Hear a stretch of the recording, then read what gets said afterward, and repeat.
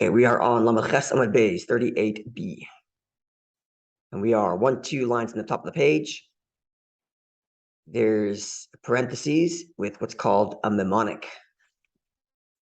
So it's essentially a list of words that sort of make a sentence. And the list of words, each word is meant to remind the student of the teachings that are about to be taught. So it's a number of teachings from Rabbi ben Levi, who is a early stage of the Gemara's era, one of the early stages of the Gemara post Mishnah. So it's a number of teachings from him regarding the BIRCHAS KOHANIM, the blessing of the KOHANIM. And the mnemonic goes like this: Siman, which means mnemonic. Mesava, lebracha, duchen, ba'avoda, kois, makir, nene, ba'gola. So if we translated that statement, it would be, he desires for blessing, the podium in service, a cup he recognizes enjoying in the wagon. So if you remember that statement, each word in the statement reminds you of something that Rabbi ben Levi taught. So in order. Sorry, reminds you of something that Rabbi ben Levi taught. The original students, the original students were not writing, or maybe they were writing notes, but they didn't have books, so they were mostly committing to memory. So they would do like these little word associations to remind themselves of teachings. Like I do it for the nigunim, like on Shabbos to remember the nigun. So I'll have like a word in my head that I sing in the tune of the beginning of the nigun. So like it'll remind me how the nigun begins. So it's kind of like that. You have like a little like word association with something, and then you can. Okay. So in order. So we have Metava, Bracha, Ducha, Avoda, Kois, Makir, Nena, Bagala. So it's 8 teachings from Rabbi ben Levi. The first one, Rabbi ben Levi teaches. Menayin, from where can we derive Shakadosh Baruch Hu, that the Holy One, blessed be He, Misava means desires, but it's a very deep desire. The root word of the word Misava is taiva. And taiva is often used in a negative connotation to describe lust. My wife calls it tava. That's right, taiva. It's a deep desire and yearning for something, either the negative or the positive. And that's the word that Gemara uses here. Shakadosh Baruch Hu mitzaveh, Hashem deeply desires, like pines for, lusts after, leBirchas KOHANIM, for the blessing of the KOHANIM. Shenemar, the verse reads, b'nei Yisrael, after Hashem commands Moshe Rabbeinu to tell the children of Aaron and Aaron to bless the people, and then he gives the text of the blessing, then it says, and I will place my name upon the Jewish people, and I will bless them. So from the fact that the pasuk says, I will put my name on it, indicates that the enjoyment of the blessing is for God. God's saying, I will put my name there. It's about me, this blessing. I'm going to read Rashi, because Rashi here uses language that sounds very Hasidic. And not just very Hasidic, but very Rebbe Hasidic specifically. So let's see the Rashi. It's in the top left hand column, right in the middle. I'll place my name. So Rashi is explaining how Rabbi ben Levi derived from those words this teaching that Hashem desires mitaveh for the BIRCHAS KOHANIM. Right, that's what Rabbi ben Levi said. Rabbi ben Levi says, how do we know that Hashem mitaveh desires BIRCHAS KOHANIM? Because it says, I will place my name on the Jewish people. The Gemara doesn't explain how we derive from that verse that Hashem desires the BIRCHAS KOHANIM. So explains Rashi. Tallah hakosov hadavar behen. The verse makes the bracha contingent on this statement that God says, I will place my name upon it. As if like that's the end goal. Right? God says, bless the people. The statement could have ended there. But then the verse goes on, and I will place my name upon the people and I'll bless them. As if to say, this whole blessing I just told you is hinged on this final concluding statement, the purposeful statement of, My name is there. Namely, Li'es bracha zu, that this bracha should be Sima Shmoyal Amoy, the placing of his name on his people. That's the objective of this blessing, that God gets his fulfillment in putting his name on the people. He's not doing this for the need the Jewish people have, but the need of the omnipresent. This is the language Rashi uses. The BIRCHAS KOHANIM, and that's why I said it's a Hasidic Rashi. It refers to God as having a need, and that the fulfillment of God's need is by the blessing of the people. It's a very Hasidic notion, because in the classic outside Hasidic relationship with God, relationship with Torah mitzvahs, is very often founded on the fact that God is kind to us and gives us mitzvahs to fulfill our needs. It gives us meaning in life. It gives us a relationship with him. It gives us reward in heaven, reward in this world, but it's essentially to fulfill our need. And here, Rashi is learning in the Gemara that at least with respect to the BIRCHAS KOHANIM, he did not do this for the need that Jewish people have to be blessed, or the need they have for a relationship or whatever it is. But God needs to have a relationship with us. He deeply desires / needs that his name be upon us, and that's why he has the BIRCHAS KOHANIM. Very, very deep idea, and a deeply Hasidic idea specifically. Doesn't normally express. Rashi was, before Hasidus was revealed by a number of centuries. Right. So, Yeah. right, but again, and that's the key word, Hasidus was revealed, because everything that Hasidus is teaching is found in Torah already. It's just a question of revealing it. So here's an example of that, where the Gemara itself, as Rashi explains the Gemara, indicates the mitzvahs being the fulfillment of God's desire, irrespective of the Jews' need for purpose in life. And here's such a Rashi, and the Gemara indicates that. There are not many examples of that in the Gemara. There are such other things like Lamaisiyah Tichsaif. There are other places like that. Where you find Hasidic thought. Absolutely. Rahman Ali Babai. There's all kind. Every idea in Hasidus will be found somewhere in the Gemara somewhere, because it's not for sure. Absolutely. Because Hasidus is not a breakaway from Yiddishkeit. It's not a new version. It just reveals certain things within Judaism that wasn't. They weren't highlighted. They weren't made a center focus. They weren't made the dominant thinking. And Hasidus found, highlight certain things about the classic texts, reshaping the way we think about Yiddishkeit. Here's an example. I don't ever remember Hasidic sources citing to this Rashi or to this Gemara, but it's straight here. Not do this for the need the Jewish people have to be blessed, but his need. I still understand some. Everywhere it's written that God doesn't need anything. So God chooses need. Chooses. It's not an inherent right. It's a choice to need. But once Hashem chooses it, it becomes a need like any other. In fact, in some ways, the need Hashem has is much more real than the needs we have. Much more real than the needs we have. I'll explain why. The needs we have, say to eat, sleep, drink, those are more handicaps than they are needs. They're handicaps because I'm imperfect and I would die without food, so I need food. It's not a real need that is in and of itself. It's a handicap that I have, right? There are very few things that we experience as objective needs that aren't handicaps. And maybe you can refer to the need we have for a permanent home, and the need we have for a relationship, spouse, marriage. Those are maybe the two needs that we can say, look, you can survive without them, but they're a deep, real need. It's not a handicap, it's a real need. So in that sense, Hashem's need, which is not a handicap because he's doing just fine without it, but he decides this is what I need. That becomes a much more real need than our need to eat. Correct. We're dependent on the conditions of the world around us. So we have all kinds of handicaps, i.e. needs, but he has no handicaps. So if he decides he needs something, that's real.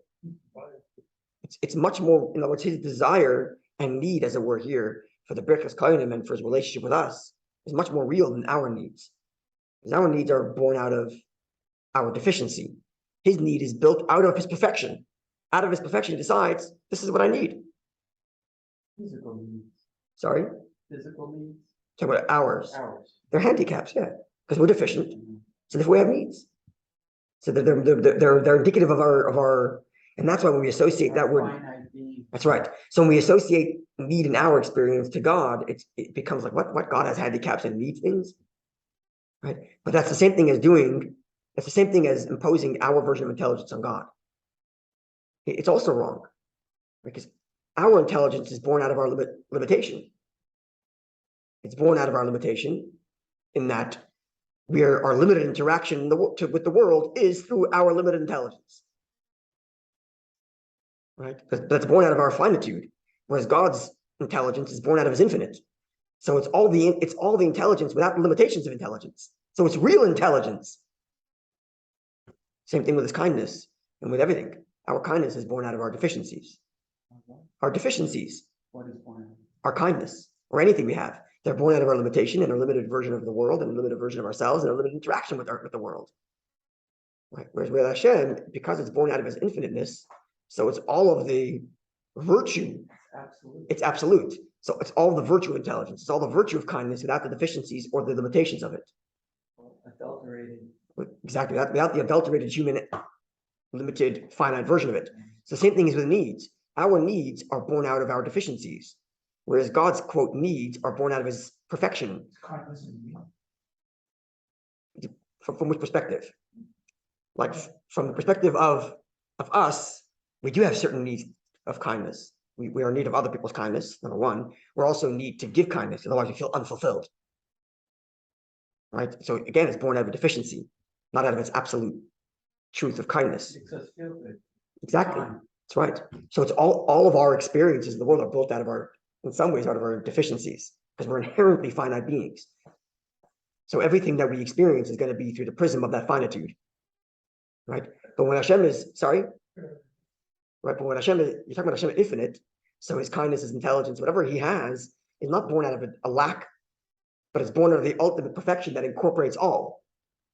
And therefore, it's intelligence without the limitations of intelligence. It's kindness without the limitations of kindness. And therefore, it's a need without the limitations of need. It's the most absolute version of it, not the deficient version that we experience. Right? It's a very subtle notion, and it's almost, we can say the words, but it's almost impossible to understand, because we only experience needs, kindness, and intelligence through our experience of needs, kindness, and intelligence. And in a finite manner, and therefore we kind of superimpose that on God, but that isn't correct. Right. We have no other way to describe Hashem's need, but use the same word that we use. But we have to remember that's correct. So I'm going to quote Mark. That's right. Quote Mark Twain, who was he's making fun of religious Christians, basically. Probably religious Jews too, but he was making fun of religious Christians anyway, when he said that man wasn't created in God's image. Man created God in man's image. Understand what he's saying? Right? In other words, exactly. Because we look at our lives, we say, ooh, kindness is good. So God must have the best kindness ever. Right. So intelligence is exactly. Exactly. So we're superimposing what we think is valuable to our little tiny lives and saying God must have them in the biggest version. That's not God creating man in his image. That's man creating God in their image, which is a very deep idea. But he's pointing at a truth, which is when we use words about God that are human, we have to remember it's all of those pluses without any of the deficiencies at the very core level. Because at the very core level, everything we experience is through the prism of our finitude. And thus, in some ways, all these things we have are to make up for the deficiencies we have, because we are inherently deficient beings. But as Hashem, who is an inherently non-deficient being, because he's inherently infinite, everything he has is not to fulfill something he's missing, but an expression of everything he has. His intelligence is not to fulfill a lack. Our intelligence is to fill a lack. We miss certain things, we use intelligence to get them. That's not how Hashem's intelligence works. He doesn't need our attention. Exactly. It's exactly. So it's because he is the perfect everything. Therefore, the result is intelligence. So it's all the intelligence without the deficiencies of a finite intelligence. Right? We don't know what this is because we don't have it. And mitzvahs in some way are our way of fulfilling God's needs in a There we go. perfect manner, right? That's correct. That's right. Even though when we do them, we use our limited intelligence to understand why we're doing it, doesn't make any That's sense, right. whatever, but for Hashem, that's the ultimate That's right. perfect. For need. Hashem, this is the ultimate perfect reality of himself So we do it in his because chosen he version of knows himself. it's perfect. That's correct. Even if we don't. That's right. So it's like also tzarich Yisrael didn't do it for the need the Jewish people have to be blessed, but el tzarich mokem. But in the fulfillment of his own desire, in this chosen perfect manner. Very, very deeply Hasidic idea, and it's just so wonderful that it comes out in a passage in the Gemara.